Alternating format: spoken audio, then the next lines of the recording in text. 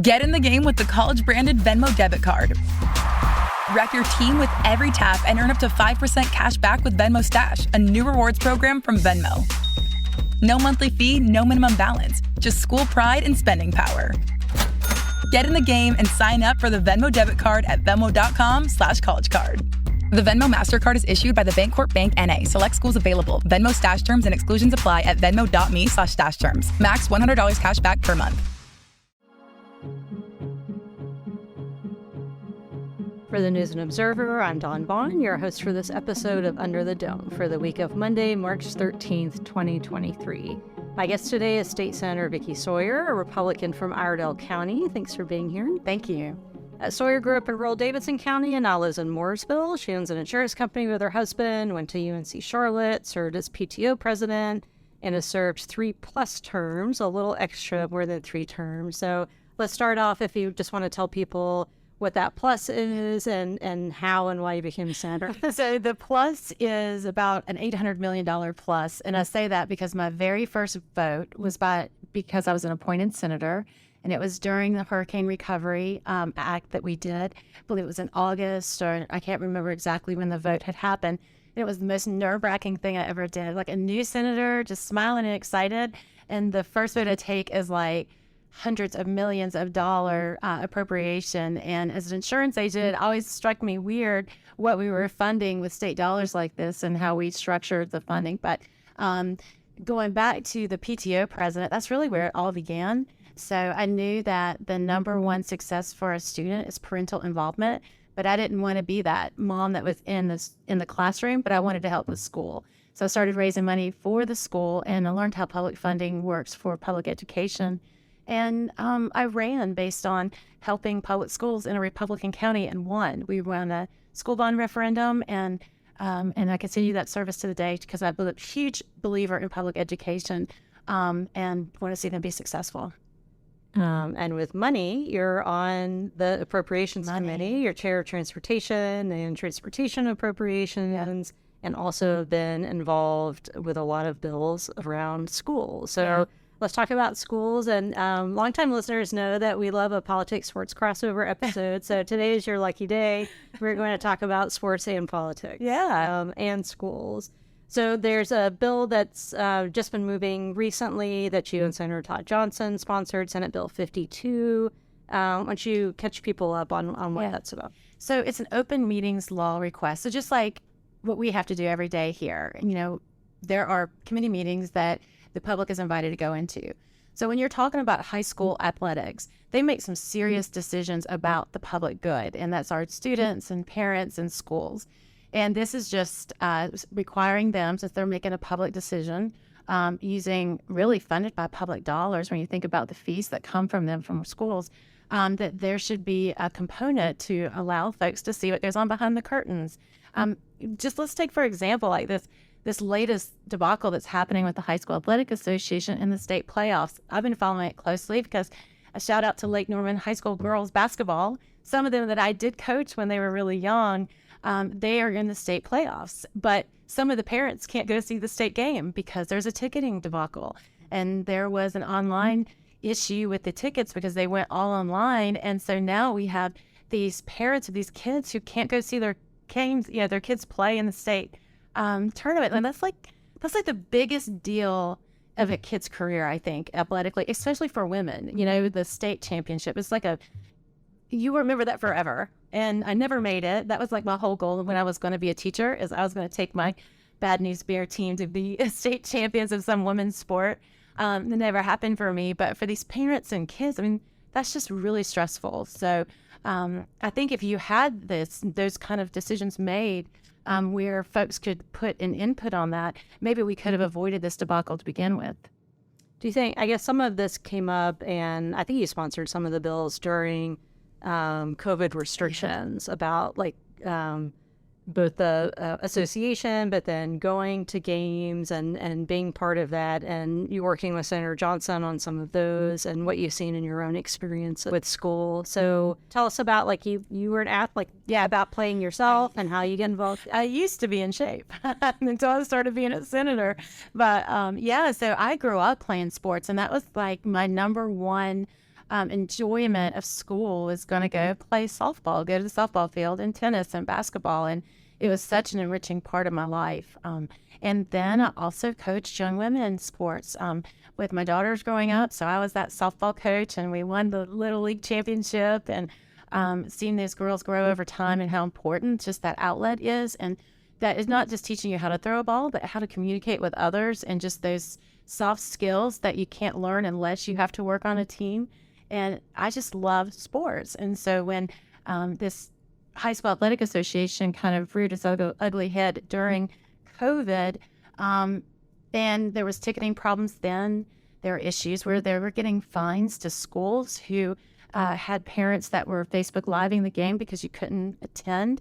But because there was an agreement between the High School Athletic Association and their media provider that they were actually fining the schools for publicizing that. So our pressure kind of got that turned over. But there's just a lot of decisions that seem anti-student and anti-parent and anti-player that sometimes comes down. I mean, and this week, or last week, we had set up an appeals process so that someone can appeal a decision for like player eligibility. So we have this really talented young woman in Onslow County. She has a 4.4 GPA. She was disallowed to play her senior year for soccer because they said if her AP courses didn't align with credit, and therefore she didn't have player eligibility. And to me, that just seems like what a terrible decision to take away a girl's senior year in sports because of not wanting to set a precedent. And just where is that, right? And then when you look at the other side of that, for those students who aren't high flyers, those students who are like, C's and D's, but the only reason they come to school that day is so that they can play that night. And you want to keep them in school. It's a huge, sports is a huge deterrent for students who may drop out otherwise, and because they want to play football or basketball or softball or whatever they want to play. And if we're just continuing like slapping them down, it just doesn't make sense to me. And I feel like the High School Athletic Association needs to have more sunlight on the decisions that they make, because they're affecting our kids. I'm sure they're pushing back on this. Oh, 100%. Yeah, 100%. And I get that the value of what they do is really hard. I mean, no one really appreciates basically what they're doing with athletics. I mean, that's a difficult place and space to be in. But again, so is being a state senator, and we have work groups and we have folks come in committee meetings. You guys get to come in, Dawn, and see what we're doing and ask questions. And that organization over time has become almost like a fiefdom. They do not share the knowledge. They will not reverse their opinions when they have good cause to. And they just continue to make these terrible decisions that just seem like no-brainers to the rest of us. So where does that stand now as far as the bill? What should people expect next? No, so Tuesday will be in education. Senator Johnson and I will be there to present it. And then it should go, we've been told, to go to the rules and then to the floor. It was on the floor this week, and then it got pulled because the Democratic caucus was concerned about the open meetings portion of that. I think that the bill had really moved fast because we had a component in there to fix the help for that Onslow County girl and to get her to be able to play. And so we fast-tracked it, and thanks to Speaker Moore for doing that for us and Leader Bell. But I think because of the speed of it, the Democratic caucus needed more time to kind of figure out what was going on with it. As we were talking before we started recording, we're both parents of teenagers, and like this past week was when I was registering my son for next year. So there is a lot to navigate when people think about the students and parents and counselors helping them about what you need to take when and everything else. And even some of those classes have come up in committee, and all at home I'll be like, oh, they're proposing this. Oh, that may not happen, or it wouldn't start till you're still in high school. So is he like rolling his eyes when he sees that? He's like, Mom, I don't care. Just let you know. He was, when I worked late on Monday night for State of the State, he was like, oh, what were you doing? I was like, in the State of the State, it's this huge thing, and the governor comes, and it's the House and Senate together. And he's like, ready to talk about basketball. So what was your take on State of the State? What did you think about that? So I just enjoy I'm not going to say pageantry, but I do kind of enjoy the ceremonial aspects of State of the State. It's very neat. I don't care who you are, to sit there and look at the governor address you and the Council of State. And it's like all of the power of North Carolina and how government works all in one spot. And that always gives me chills. And regardless if the governor is Democrat or Republican, or if you like the person or you don't, it is still the governor of North Carolina and deserves our attention to see what he was saying. So for that part, I always think about this little country mouse is sitting up here in the big city in the front row and looking at, the governor address. And it was just really gives me chill bumps for that. So I'm always excited about it. And I was grateful to be there. Of course, there's partisan digs back and forth, you can say, but it's beautiful. Actually, I think it's just a really beautiful ceremony. What's it, of course, Cooper talked about his legislative priorities and what he wants the rest of the session. And in the Senate, Republicans have a supermajority, since you served when you all had a majority, but not that extra, once you have the supermajority, knowing that's enough for a veto override. Is the feeling in the caucus is it changed at all? Is it like how y'all want to run different legislation? Is it different knowing that you can do what you want? I mean, obviously you have the House too, right? As far as what comes up. Yeah, so there is a difference in the air because there's no longer the scapegoat of the governor, right? So you could say, hey, the governor would never vote that bill would never go through because the governor will veto it and we can't override the veto. And there's a safety in that because it was true, right? But also sometimes it would not allow things to move that you may or I may not have wanted to. But now it's different because it doesn't necessarily matter as much. I mean, there is that consideration in the House. I think there are a lot more pressures within our caucus to run some more social legislation, things that I usually don't really enjoy. In fact, I told myself I would never do it, but yet never say never, because we did child marriage and I thought that was kind of the one bill.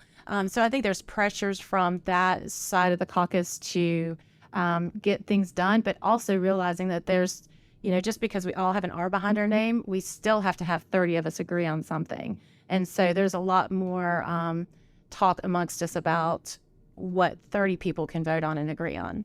All right, we're going to take a quick break, and when we come back, I'm going to ask you about some of the big votes that are coming up, and then a bill that you sponsored. I think you're the only Republican sponsor with several Democrats. What do you think about that? So we'll be back in a second with that, and then headliner of the week and what Senator Sawyer likes from the cafeteria. So we'll be right back. Looking for a protein shake that tastes as good as it performs? Meet Rockin' Protein Max. Packed with 50 grams of fuel, it'll help you keep up when your day won't slow down. And because it's always creamy and never chalky, every sip tastes great. Even better, it's lactose-free and has 0 added sugar. It's not every day you find a protein shake you actually want to finish. Catch Rockin' Protein in the dairy cooler at a store near you. Rockin' Protein and Shamrock Farms are registered trademarks of Shamrock Foods Company. You're listening to Under the Dome. I'm News and Observer politics reporter Dawn Vaughan, here with Senator Vickie Sawyer.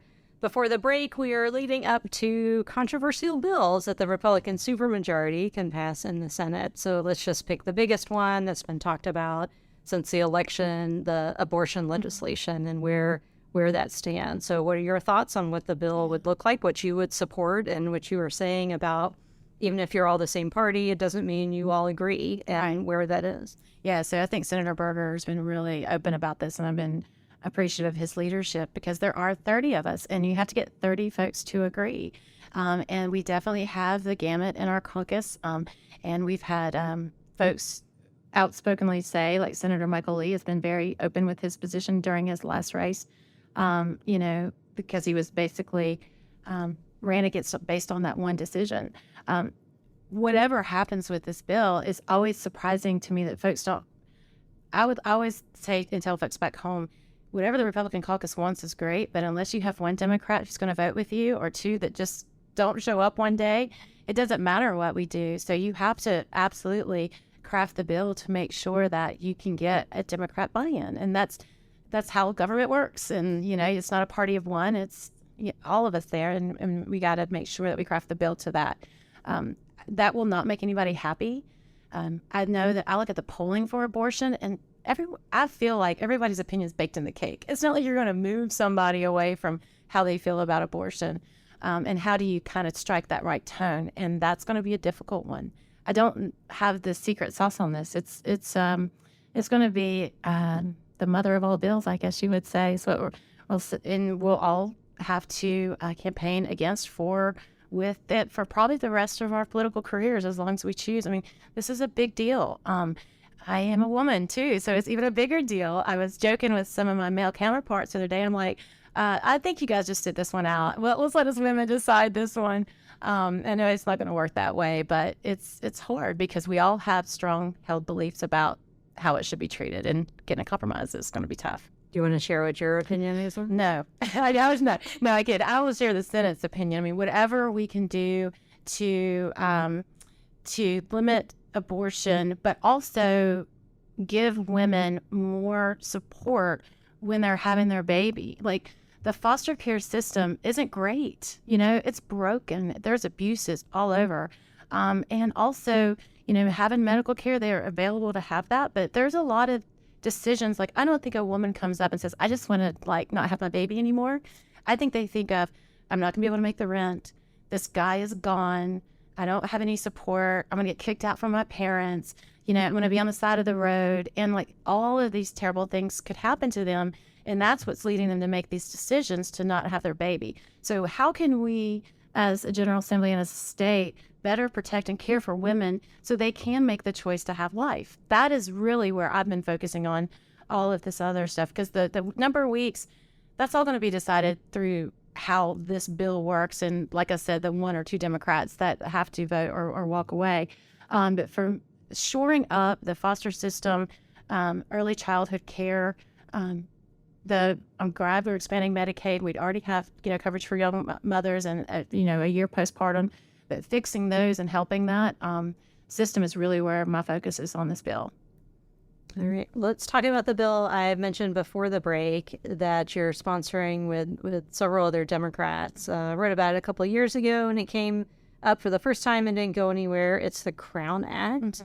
Mm-hmm. So tell me, why did Senator Murdoch or someone else come to you, ask for your support? Did you heard about it last time? Why did you sign it? So I heard about it last time, and Senator Murdoch and I talked about it. But when I saw it come back up, I was like, yeah, that makes sense.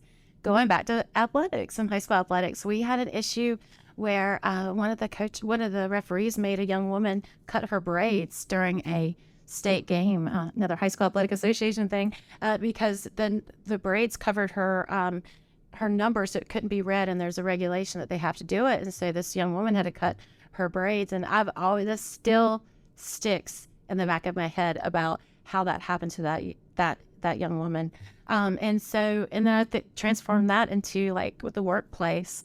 And it just seems so silly that we'd have to legislate that, but we do. I mean, there's obviously a need for it. Senator Winrock wouldn't have, you know, put that in there. So I absolutely support that. So the Senate Bill 168, if people want to look it up, and the Crown Act would create a respectful and open world for natural hair, and it addresses discrimination in work for if you have protective hairstyles, and also race, including traits historically associated with race, with hair texture, type, and other protective hairstyles. So we'll see if that goes anywhere now. But let's talk about food. Yes. Which I've started asking everyone who works here, yes, comes here, has an opinion about the legislative cafeteria or the snack bar. What is your go-to item in either place, assuming you? Okay, so I think I saw you there yesterday. You see me there? Yeah. So, like, well, first we have a table in the members' office, in the members' dining room that the Senate has traditionally sat there forever, I think. And so we're very protective over that table. We sit there, we all goof around. And at that table, when it is baked spaghetti day, we must all get it. And it's not because we love the baked spaghetti that's kind of greasy with yellow cheese. It's because Senator Lazara dislikes it so much. So we will take pictures of it. We text it to him. We are going to rename it Lazara Spaghetti. First of all, he does have some valid points. Yellow cheese does not need to be anywhere near spaghetti noodles at all. You actually probably need to put tomato sauce into your baked spaghetti. You're not sure what that greasy, gelatinous thing is if they do. And his third and final problem with the baked spaghetti is that they break the noodles when they boil them. And as an Italian restaurateur, he says that you never break your noodles when you boil them. So it is absolutely the baked spaghetti for all the wrong reasons. That's great. All right. So, well, since we're talking about good-naturedly harassing people in the chamber. Let's move on to our headliner of the week, which also includes just the phrasing. So my headliner of the week is the phrase "lie upon the table," which is, I think we can all acknowledge, is a really weird phrase. We understand why it's part of the process, and it's basically the controlling party's way of saying, your amendment's going nowhere, I'm killing it, which Senator High said multiple times during the Senate debate about the rioting bill, that he moves that will lie upon the table, which basically means this is over. That's the end of your amendment. So that's my headliner. Good. That's a good one. I like it. Your headliner is somewhat related. Yes. So. We have a theme here. We have a Senator Heiss theme. Let's see if I could do it right. My headliner work is the Journal, as it is presented to the Senate. So Senator Heiss is, oh gosh, he says it every day. Beginning. It's the beginning. Yeah, that's right. It's the beginning. And so he will really enunciate and go big on the word journal. And so much so now you can see that there's a whole cheering section of senators, and they actually rate and give him like a 1 to 10 how well he has delivered the journal. So I think my headliner of the week is all about the journal. The Journal. All right. Well, we're about out of time. I appreciate talking with you about sports, the Senate, and everything else. If we have you on again, we could actually talk about transportation and the budget. I would love that. And if the budget passes, knock on wood, we'll see about the timing there. So, yeah. All right. I'm Dawn Vaughan for the News and Observer, here with Senator Vickie Sawyer. Thanks for listening, and we'll talk to you next time. Thank you.